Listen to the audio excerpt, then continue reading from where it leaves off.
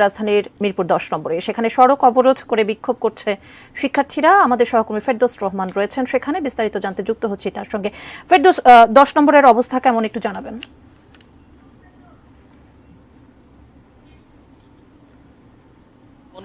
মিরপুর 10 নম্বরে দাঁড়িয়ে আছি। সকাল থেকে এখানকার পরিস্থিতি বেশ স্বাভাবিকই ছিল, কিন্তু দুপুর 12টার দিকে এখানে ছাত্ররা আসতে শুরু করে। আপনি দেখতে পাচ্ছেন নিশ্চয়ই আমার পেছনে ছাত্ররা তারা দুপুর 12টার দিকে মিরপুর 10 নম্বর এলাকায় আসে এবং তারা বিক্ষোভ শুরু করে। বিভিন্ন রকম কাগজে বিভিন্ন রকম প্রতিবাদী কথা লিখে, তাদের মধ্যে শহীদদের যারা এই আন্দোলনে যারা পুলিশের গুলিতে নিহত হয়েছেন তাদের হত্যার বিচার, এবং তারা বলছেন যে তারা এইখানে তারা বিচার দাবি করেন। যতগুলো ঘটনা ঘটেছে, যে মৃত্যুগুলো হয়েছে, এই মৃত্যুগুলোর সুষ্ঠু তদন্ত করা হয়। এবং একটি কথা তারা বলছেন যে সরকারের পক্ষ থেকেই যে উস্কানিগুলো দেওয়া হয়েছে, যে কারণে এই ছাত্র জনতাকে মাঠে রাস্তায় নেমে আসতে হয়েছে, এবং তারা বলছেন যে এখন এই মুহূর্তে সরকারের কোনো কথার উপরে তারা আস্থা রাখতে পারছেন না, এবং সরকার বিরোধী নানা স্লোগানও কিন্তু দেয়া হচ্ছে ছাত্রদের পক্ষ থেকে।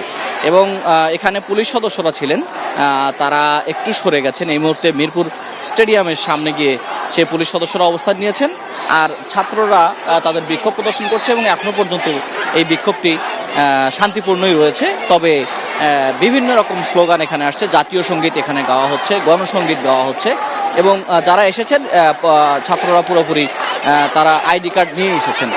আমরা ছাত্রদের সঙ্গে আছি এবং পুলিশ সদস্যরাও এখানে সতর্ক অবস্থানে রয়েছেন। তবে যেরকম পরিস্থিতি, তাতে যদি পুলিশের পক্ষ থেকে কোনো ধরনের উস্কানি দেওয়া হয় তাহলে পরিস্থিতি আরও উত্তপ্ত হয়ে উঠতে পারে। আমরা কোনো একজন ছাত্রের কথা একটু শুনতে পারি। একটু কথা বলি আপনার সঙ্গে। এই যে আপনারা সমবেত হলেন, আপনারা শুরুতে বলেছিলেন যে দোষীদের বিচার দাবি ছিল, এখন এই মুহূর্তে কি বলছেন? আমরা অবশ্যই বিচার চাই, দোষীদের বিচার। কিন্তু কার কাছে চাবো? লুটেদের কাছে চাবো? খুনিদের কাছে চাবো? তারাই আমাদের নৃশংস ভাইদের, আমাদের নিপীড়িত ভাইদের উল্টা তারা মামলা দিচ্ছে, মামলা দিয়ে তাদেরকে হয়রানি করছে। এর বিচার চাই আমরা, এর দাবি চাই। কিন্তু কার কাছে চাবো? সবাই করাপ্টেড, সবাই দুর্নীতিবাজ, সবাই খুনি, সবাই লুটেরা। শুনছিলেন আসলে বক্তব্য এক একজনের মধ্যে এক এক রকম বক্তব্য আসছে, কিন্তু তারা একটা কথা বলছেন, জাস্টিস জাস্টিস বলে এই মুহূর্তে তারা স্লোগান দিচ্ছেন। কিন্তু এই জাস্টিসটা তাদের কথা হচ্ছে, জাস্টিস কে করবে, কে নিশ্চিত করবে, সেটা আগে সবার আগে আস্থায় নিয়ে আসতে হবে তাদেরকে। তাহলে এই ছাত্র জনতার যে আন্দোলন সেটি থামবে। এরকমভাবে বৈষম্যবিরোধী ছাত্র আন্দোলনের ব্যানারে যে আন্দোলনগুলো দেওয়া হচ্ছে, আসলে সমন্বয়কারীদের মধ্যে কেউ কেউ আন্দোলনের ইতোমধ্যে আমরা দেখেছি যে অনলাইনে অনেকগুলো ঘোষণা এসেছে যে আন্দোলন 7 দিনের জন্য স্থগিত করার জন্য। কিন্তু এই ছাত্ররা বলছেন যে তারা সেই দাবিগুলো পূরণ না হওয়া পর্যন্ত তাদের আন্দোলন চালিয়ে যাবেন। এখন পর্যন্ত সেই রকমই চলছে, মিছিল চলছে, এবং আরও ছাত্ররা মিরপুরের অন্য অন্য যে এলাকাগুলো আছে সেই এলাকাগুলো থেকে ছাত্ররা জমায়েত হচ্ছেন। এবং সেই সঙ্গে আমি দেখেছি বেশ কিছু অভিভাবকও এই ছাত্রদের মিছিলে যোগ দিয়েছেন। এখন মিরপুর 10 নম্বরে একটু আগেও যান চলাচল ছিল, কিন্তু ছাত্ররা রাস্তায় বস্তা ফেলে এই যান চলাচল বন্ধ করে দিয়েছেন এবং বিভিন্ন রকম দেয়াল লিখন তারা করছেন, সেগুলো চলছে, এবং সেই সঙ্গে মিছিলও চলছে। একটু পুলিশ, যদি আমার ক্যামেরা পার্সনকে বলি, একটু পুলিশের অবস্থান এখান থেকে দেখানো হয়তো সম্ভব হয়। পুলিশ কিন্তু বেশ দূরে অবস্থান নিয়েছে এবং তারা বেশ সতর্ক অবস্থায় রয়েছে। তবে এখনো পর্যন্ত কোনো ধরনের সংঘাত বা কোনো ধরনের আইনশৃঙ্খলা পরিস্থিতির অবনতি করে এরকম কোনো বিষয় এখনো পর্যন্ত ঘটেনি।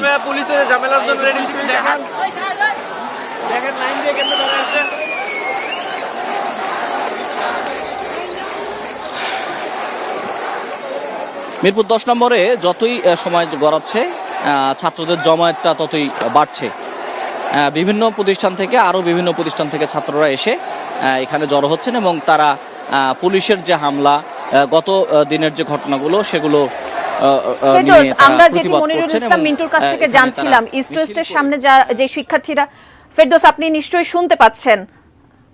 ফেরদৌস, আপনার কাছ থেকে একটু জানতে চাবো যে মনিরুল ইসলাম মিন্টু ইস্ট ওয়েস্টের সামনে থেকে যেমনটি বলছিলেন যে বিক্ষোভ কর্মসূচি শিক্ষার্থীরা বলেছে যে 3টা পর্যন্ত তারা সেখানে অবস্থান করবে ইস্ট ওয়েস্ট ইউনিভার্সিটির সামনে। এখানকার যারা শিক্ষার্থী রয়েছে তারা কি বলছে, কতক্ষণ পর্যন্ত তারা এখানে অবস্থান করবে বা যানবাহন ছেড়ে দেবে কিনা, এমন কোনো আভাস কি পেয়েছে? তারাও সেরকমই বলছেন মুন্নি, কেননা এই ছাত্ররা কিন্তু তারা যে বিক্ষোভ কর্মসূচি করছে, এই বিক্ষোভ কর্মসূচি কোনো বিচ্ছিন্নভাবে নয়। তাদের মধ্যে যারা সমন্বয়কারী আছেন তাদের তাদের যে ঘোষণাগুলো আসছে তারা সেইভাবে করছেন। আমরা একদম ছাত্রের কাছ থেকে আমরা শুনতে পারি আজকে 3টা পর্যন্ত হওয়ার কথা ছিল। আমরা নিশ্চয়ই তাদের একজনের কাছ থেকেই আপনাকে তথ্যটি জানাই। আমরা কথা বলতে চাই একজনের সঙ্গে। আপনাদের এই কর্মসূচি 3টা পর্যন্ত কি হবে না কয়টা পর্যন্ত, কতক্ষণ এক্সটেন্ড করবে? 3টা পর্যন্ত চলবে। 3টা পরে হচ্ছে আমরা পরে আপনার জানাবো যে কতটুকু আগানো যায় বা কি করা যেতে পারে এখানে পরিস্থিতি বুঝে। শহীদ মিনারেও আপনাদের একটা গ্রুপ আছে, তারা যে কর্মসূচি দেবে সেই রকম কর্মসূচি তো আপনাদের? সবাই একসাথে এক কর্মসূচি হবে, আলাদা কোনো কর্মসূচি নাই। যেহেতু আমরা একটা দলে আন্দোলন করতেছি, বৈষম্যবিরোধী ছাত্র আন্দোলন, অন্য কোনো ট্যাগ নেই আমাদের, তো এখানে একটাই হবে, যা হবে সব একসাথেই হবে। বলছিলেন মুন্নি যে ছাত্ররা বলছেন যে তাদের কর্মসূচি হচ্ছে বিক্ষোভ কর্মসূচি, এবং বিক্ষোভ কর্মসূচির নির্ধারিত সময় বিকেল 3টা পর্যন্ত, সেই পর্যন্তই তারা থাকার এখনো পর্যন্ত সিদ্ধান্ত নিয়েছেন, যদি না কোনো ধরনের উস্কানি দিয়ে কোনো পরিস্থিতি এখানে চলে আসে। তবে এখানে কিন্তু পরিস্থিতি যে কোনো মুহূর্তে অবনতি হতেও পারে, এরকম আসলে ঠিক বলা যাচ্ছে না। তো এই হলো মুন্নি মিরপুর 10 নম্বর থেকে আমার কাছে সর্বশেষ পরিস্থিতি। আমরা নিশ্চয়ই এখান থেকে যদি কোনো নতুন কোনো খবর থাকে সেটা আপনার মাধ্যমে আমরা জানানোর চেষ্টা করব। আমরা পরবর্তীতে নিশ্চয়ই আবারও আপনার সাথে যুক্ত হব।